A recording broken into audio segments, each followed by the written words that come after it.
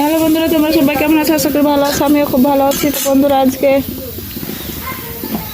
আমি বেগুন দিয়ে, পালং শাক দিয়ে, আলু দিয়ে, মটরশুঁটি দিয়ে রান্না করবো। তো কীভাবে রান্না করে দেখতে থাকো। তো পেঁয়াজ দিয়ে দিয়েছি, এবার তেল দিয়ে দেবো।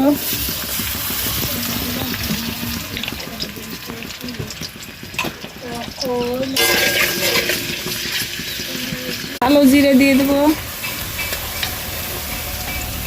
আদা রসুন বাটা,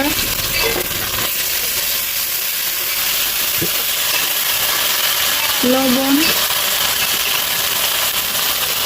হলুদ, কাঁচা লঙ্কা,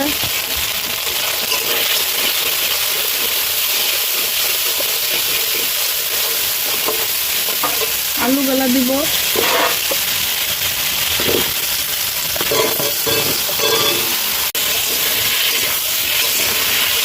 বেগুন, মটরশুঁটিগুলো দিয়ে দেবো,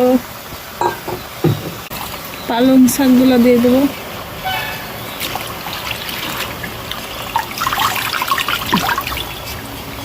আমি পানি দিব না, এ যা শাকের পানি বাড়াবে এতে সিদ্ধ হয়ে যাবে। এবার ঢাকা দিয়ে দেবো।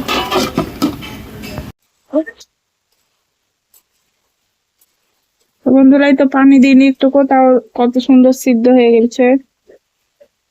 এবার ভাজা মশলা দিয়ে নামিয়ে নেব।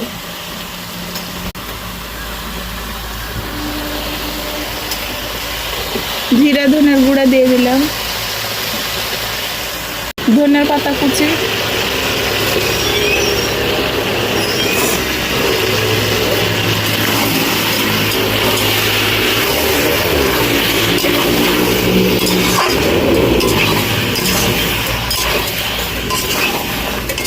তো বন্ধুরা এখন তরকারিটা হয়ে গেছে, এবার নামিয়ে নেব।